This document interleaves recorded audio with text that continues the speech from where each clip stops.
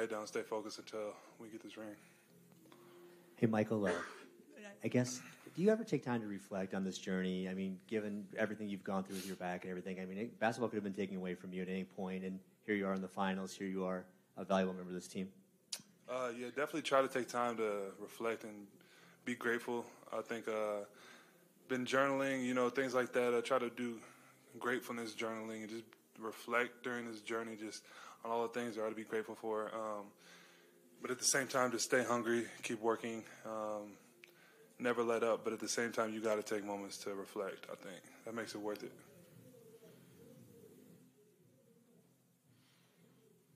Michael, I know you guys have started the game planning process for both of these teams. Just from your perspective, what is the biggest difference between these two teams and how you would approach either matchup?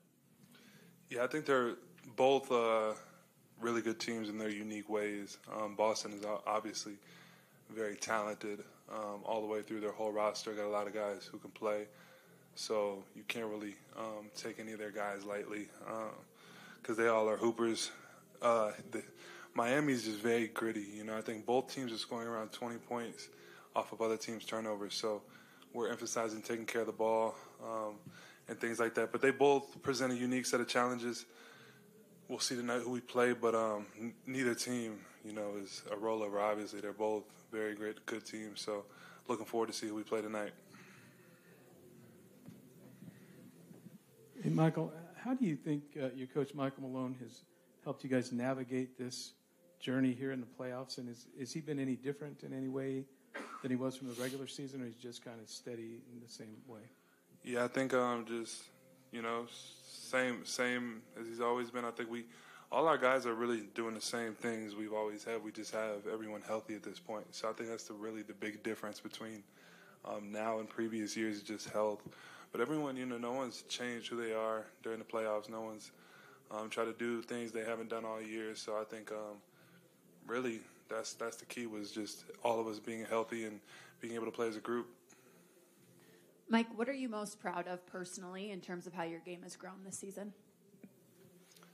I don't know. I wouldn't really say the word is proud of. I don't really look at myself like I've really made humongous leaps in any area. I still got a long ways to go. So, I appreciate when people say that, but I definitely have a long way to go and a long way that I know that I can reach. So I wouldn't really say that I look at anything for the past year and I'm too excited about it. I just keep trying to get better every day. Mike, where do you think you guys as a team have improved the most throughout the playoffs, if you guys have at all, just from game one, the playoffs to right now? I think we've been pretty consistent as a team throughout the entire playoffs. Every team we played has been a little bit different, Minnesota, then Phoenix, and then LA. So the game plan has been a little different, where guys are getting their shots. But as a team, as a group, we've stayed pretty consistent and together through this whole thing. So that's not going to change. Mike, we know you have a wide network of friends throughout the NBA, guys you keep in touch with regularly. Has anybody hit you or anybody offered any advice throughout this break, or have you been in touch with anybody, leading into the finals? Yeah, me and Trey Young have talked a lot. He's jealous since I'm in the finals, and he's only made the Eastern Conference Finals. We were talking about that in L.A. He came to our last game in L.A.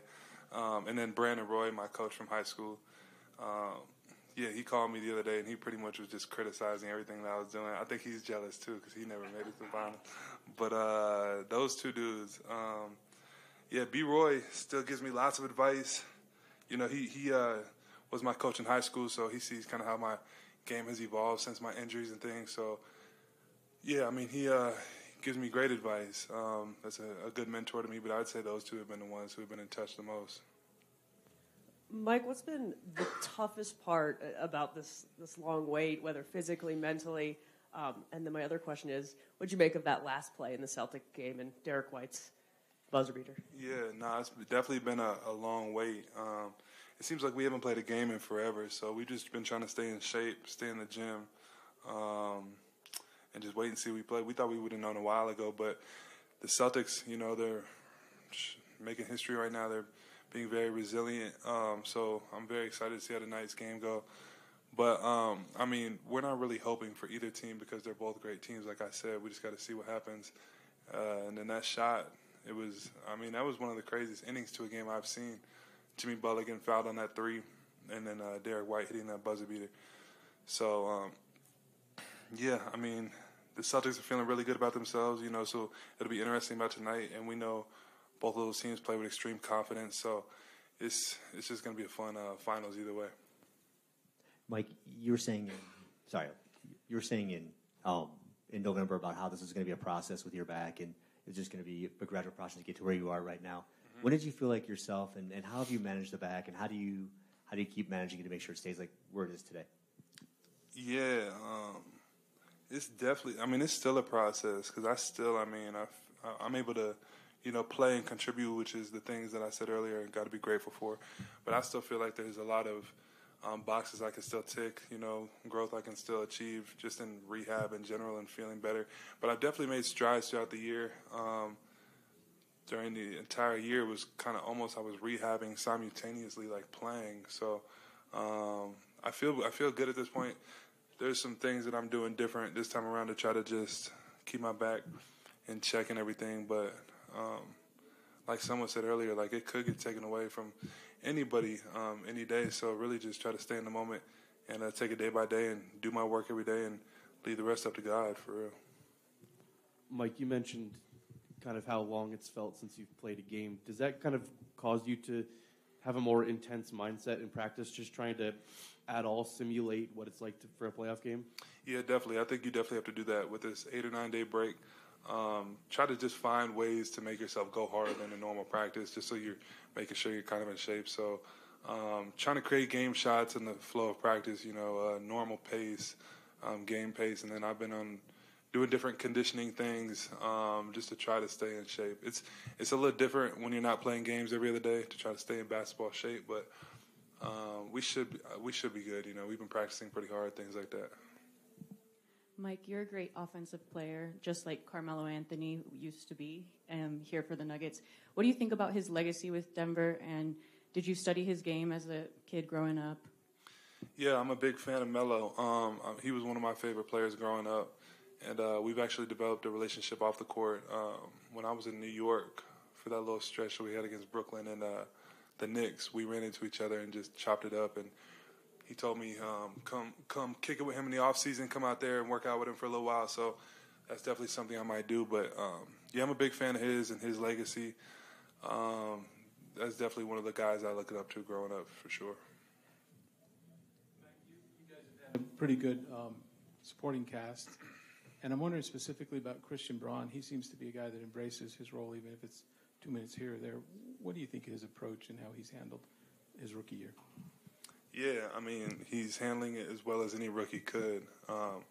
He's already a valuable piece of this team, and he's just a rookie. So I told him, you can't trip about playing a lot some games or some other. It doesn't matter how good you are. As a rookie on a good team, it's hard to get minutes. So he has he already has a very good foundation as a player on this team, you know what I mean? So going forward, he's obviously a big part of this team, and he knows that, to be able to play as a rookie in the playoffs and guard some of the best players in the world is pretty dope. And he just brings a winning culture. They won in Kansas.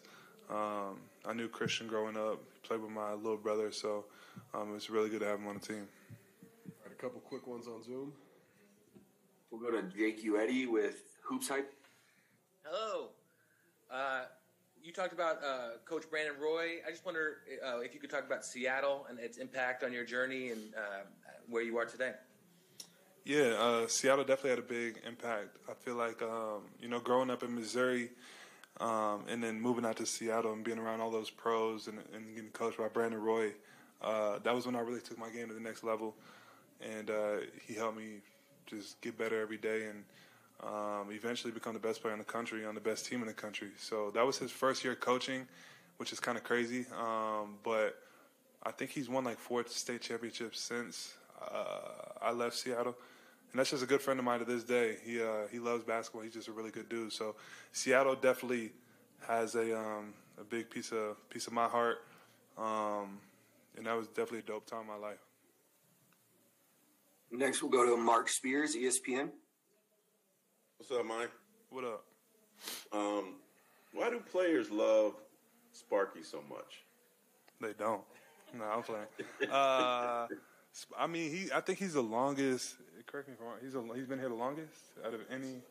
Yeah, out of all the staff, he's pretty much been here the longest. So he's just the OG around here, and he's just a goofy dude. You know what I mean? He gives me encouragement before games, and we have our inside jokes. He's definitely. I'm close. I'm pretty close with him out of all the staff and the whole organization. Me and Sparky are pretty close.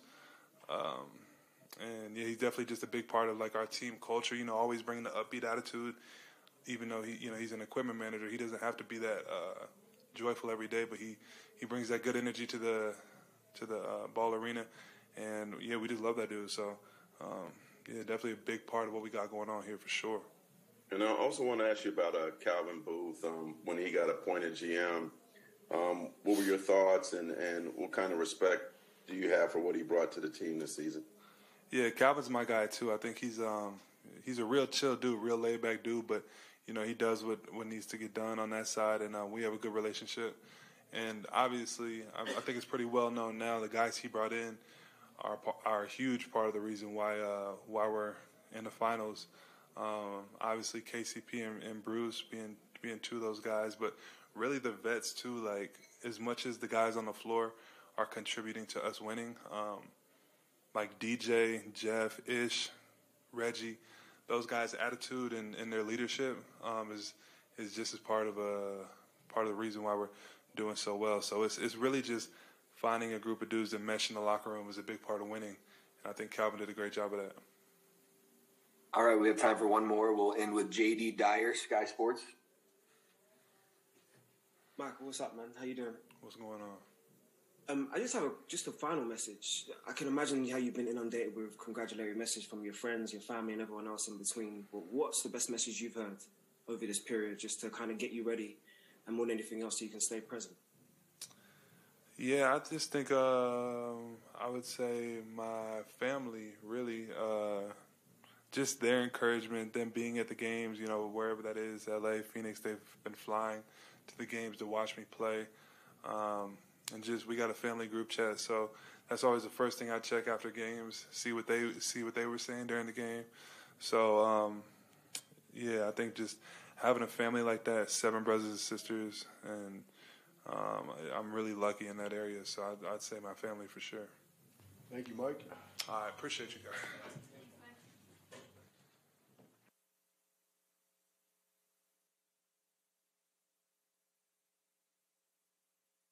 Hello, everyone. Kentavious, how difficult has this week plus been, not knowing who you're going to face, and what has the emphasis been with that unknown kind of looming over this? It's been difficult for us as how long we had to wait to play. Just being anxious and just being ready. I feel like that's the more difficult part. Just trying to stay focused within this longer time period that we have. And lucky for us, we get a couple more days of rest. But we enjoying this time, fixing our injuries, getting ready to 100%, everybody, and just trying to stay focused. Everybody just reminding each other on what's at stake. You've talked a lot throughout these playoffs about how vocal you've been. Have you found yourself saying anything to keep the group locked in during this kind of strange 8-day layoff? I'm telling them what I see fit. I don't know. I haven't been.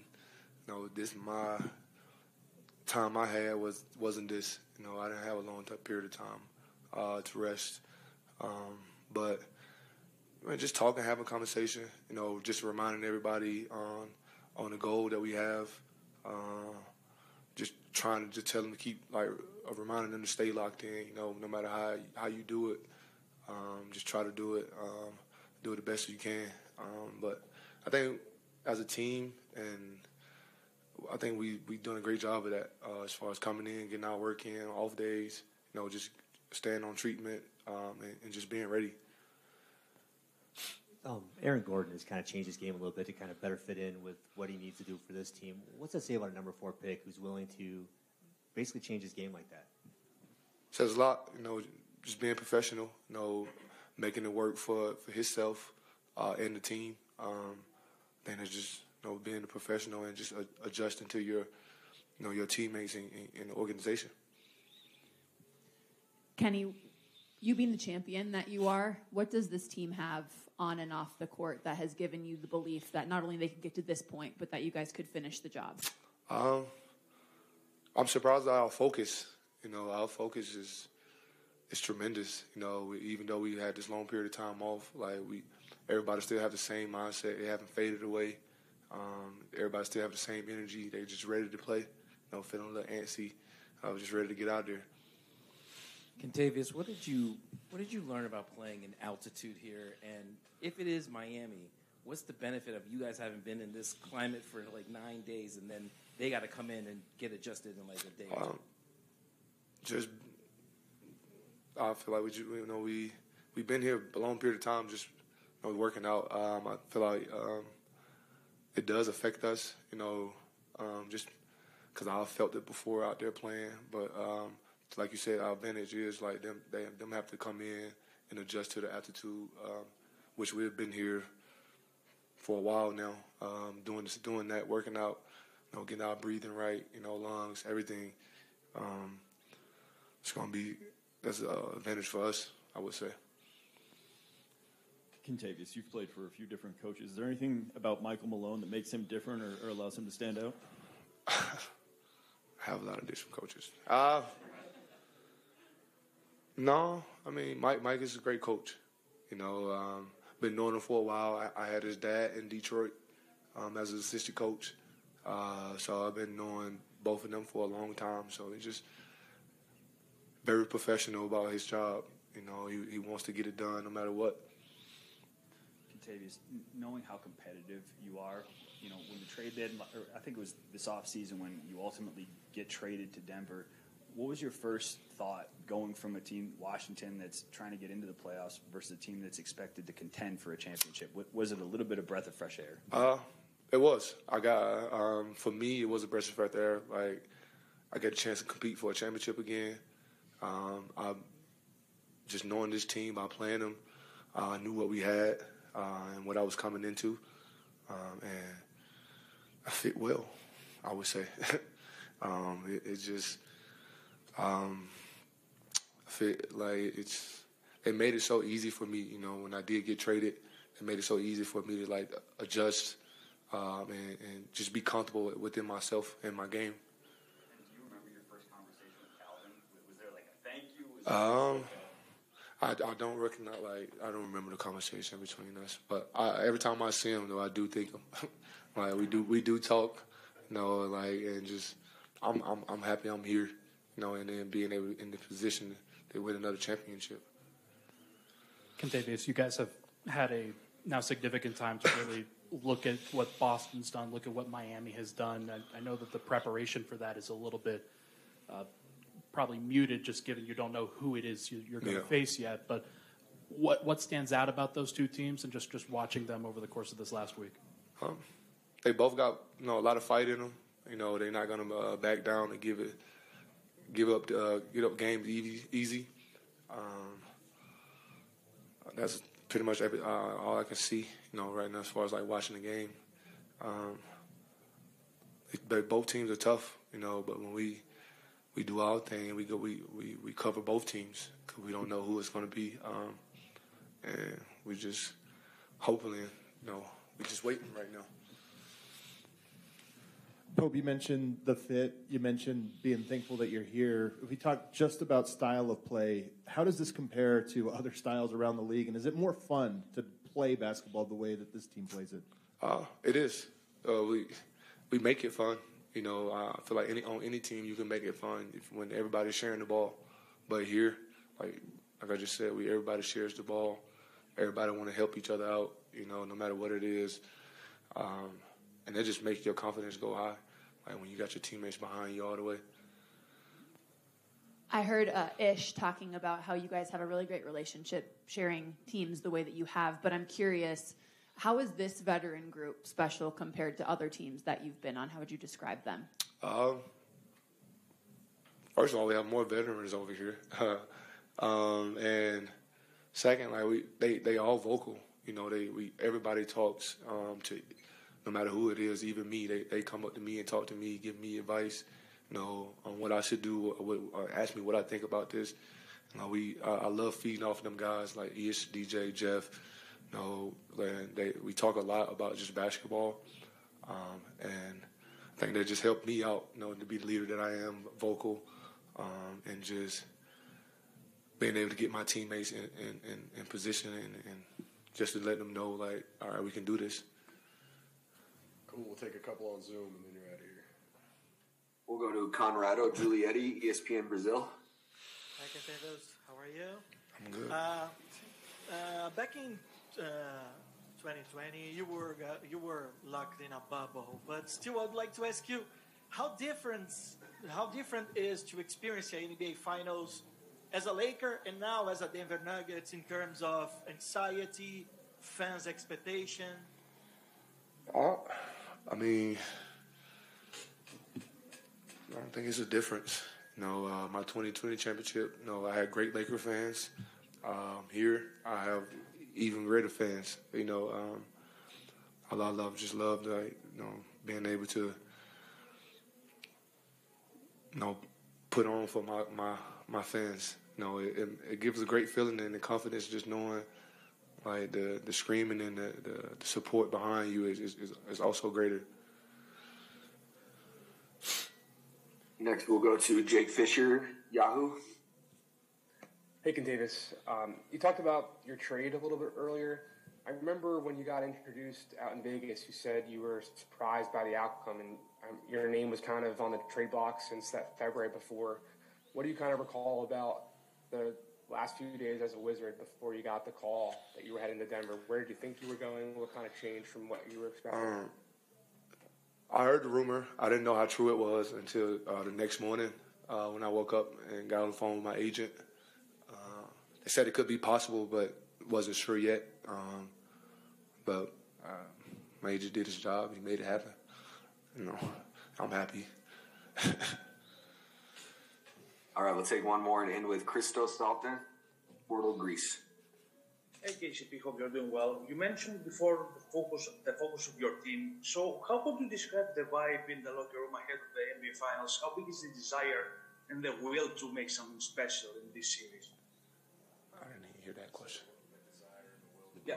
Can you hear me? Oh, okay. I mean, I'm always talking about it. Now, for me, it's just to be a part of history with the Denver Nuggets. You know, making their first finals appearance. You know, winning their first NBA championship.